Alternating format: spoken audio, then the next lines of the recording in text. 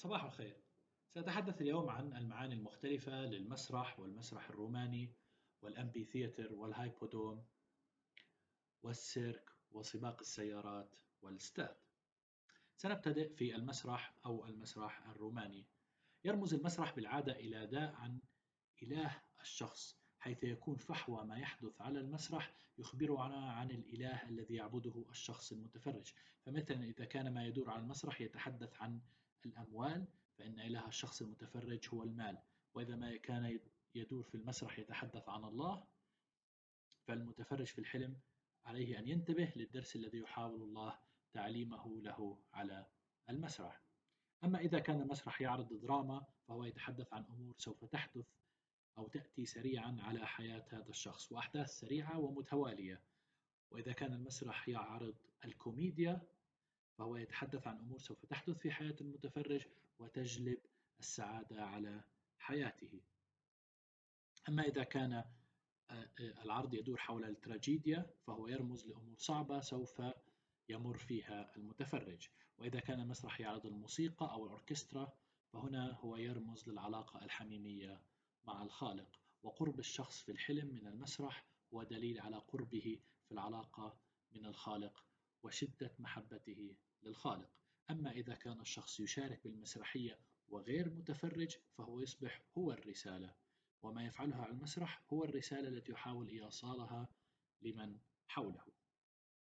الكولوزيوم أو الأمبي ثياتر، وهو مبنى يحدث فيه معارك وقتل حيوانات شرسة منذ أيام الرومان. يرمز هذا إلى الوحشية والدموية والخداع وتدمير سمعة الناس التي يمكن أن يفعلها الإنسان في سعيه وراء الآلهة الزائفة في حياته، من محبة المال والجنس والنفوذ والسعي وراء الملذات. وما يعرض في الأمبي ثياتر يدل على ما يحدث في حياة هذا الشخص، فرؤية أشخاص يتقاتلون حتى الموت يدل على استعداد هذا الشخص أن يقاتل كل من يقف في طريقه للحصول على ما يريده في الحياة وتدميره.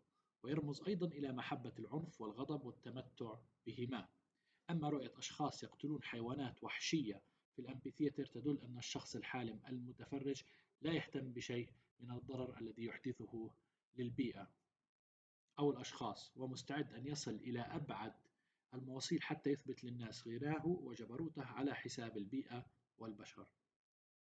أما رؤية حيوانات متوحشة تلتهم بشر أو رؤية بشر يحرقون أو يصلبون في الأمبيثياتر، فهو دليل أن الشخص يقاوم الحق في حياته، وكلما كشف له الله الحق والحقيقة يرفضها، ويسحق كل شخص يحاول أن يفتح عينيه على حقيقة الخالق، وحتى قد تصل فيه لتدمير سمعة وتشويه سمعة كل شخص يخبره بالحق ويدعوه إليه.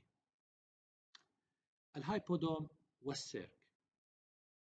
والهايبودوم هو مبنى شبيه بالسيرك في أيامنا هذه، ويحدث فيه مسابقات للمركبات كان أيام الرومان، وسباقات للخيل إلى آخره. وهو عبارة عن مساحة واسعة. فعند رؤية الهايبودوم في الحلم،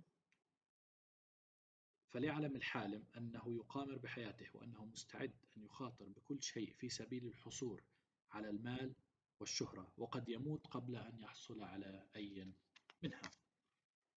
فما المنفعة من ربح كل شيء وخسارة النفس والحياة أو الموت المبكر؟ أما إذا رأى الحالم في السيرك أو الهايبودوم أمور للتسلية مثل ترويض الحيوانات ومعارك تمثيلية بين الأشخاص أو حركات جمباز وبهلوانات أو حتى عروض متعة، فليعلم أنه يجب أن يحذر من وقته ولا يضيعه، ويستفيد من وقته في عمل أمور مفيدة. فلا مانع من التسلية، لكن عندما تأخذ جل الوقت تصبح إدمانا. سباق السيارات. يرمز سباق السيارات في الحلم إذا كان المعنى إيجابي إلى امتحان لتحمل الشخص وقدرته على مواصلة مسيرة الحياة، والرسالة هنا للشخص هي أن عليه أن يستمر ويتابع ولا ييأس. أما رؤية سباق سيارات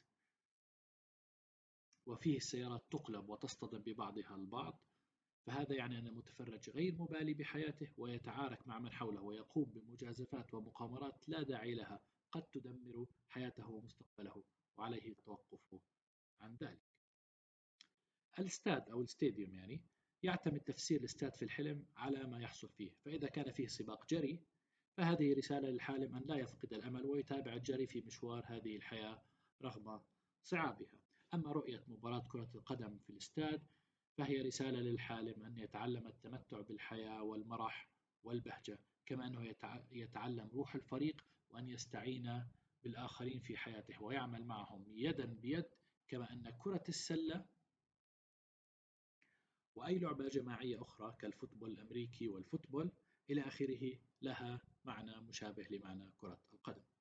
أما رؤية مسابقات ألعاب القوى في الاستاد في الحلم فهذا يعني أن الحالم يتعلم ويتمرن على أمور روحية مثل الصبر والمسامحة والمحبة إلى آخره.